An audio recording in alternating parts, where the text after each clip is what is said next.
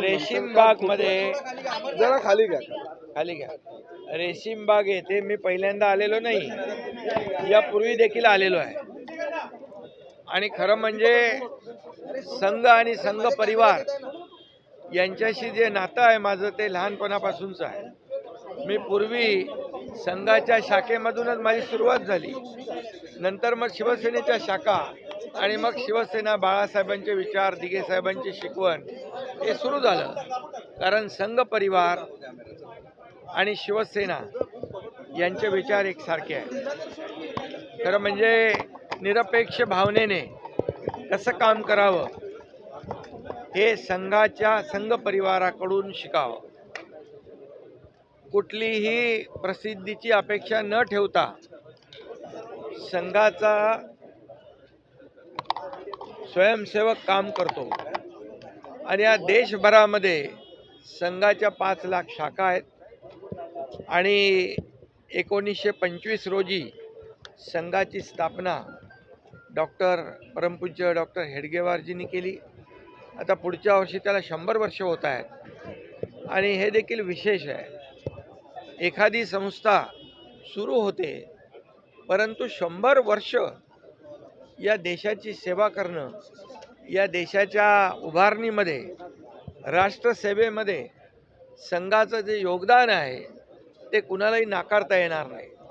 आणि म्हणून संघाची शिकवण जी आहे जोडणारी आहे, तोडणारी नाही। आणि म्हणून आम्ही देखील बाळासाहेबांचे विचार, आनंद दिघे साहेबांची शिकवण याप्रमाणे प्रखर हिंदुत्वाचे विचार पुढे नेऊन हे सरकार स्थापन केलं आणि 80% समाजकारण, 20% राजकारण गेल्या 2.5 वर्षामध्ये आपण पाहिलं। हे सर्वसामान्यांसाठी सरकार बाळासाहेबांच्या विचारांचं आणि आमच्यासोबत देवेंद्रजी सुरुवातीला होते, नंतर अजितदादा, आणि हे जे काही सरकारमध्ये आम्ही काम केलं 2.5 वर्ष हे सर्वसामान्यांसाठी केलं। कुठलाही स्वार्थभाव न ठेवता मला काय मिळेल, आम्हाला काय मिळेल, यापेक्षा महाराष्ट्राला काय मिळेल, या महाराष्ट्रातल्या जनतेला काय मिळेल हे आम्ही 2.5 वर्षामध्ये या महाराष्ट्राला दाखवून दिलं। आणि म्हणून त्याची पोचपावती म्हणून या निवडणुकीमध्ये प्रचंड यश, लँडस्लाईड विक्ट्री, लोकांनी लँडस्लाईड मॅन्डेट जनतेने दिलं आणि देवेंद्र फडणवीसजी मुख्यमंत्री झाले। मला आनंद आहे की ते देखील राष्ट्रीय स्वयंसेवक संघाचे स्वयंसेवक आहेत आणि ते राज्याचे पुन्हा मुख्यमंत्री झाले, याचाही आनंद माझ्यासारख्या कार्यकर्त्याला आहे, त्यांच्या सहकार्याला आहे।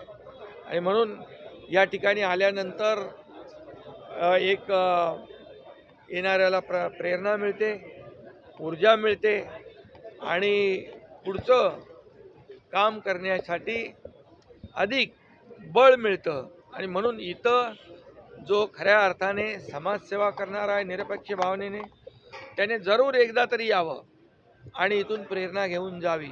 आणि म्हणून मी दरवर्षी येतो। आज सगळे आमचे सहकारी या ठिकाणी आले आणि आजचा हा कार्यक्रम संपन्न झाला।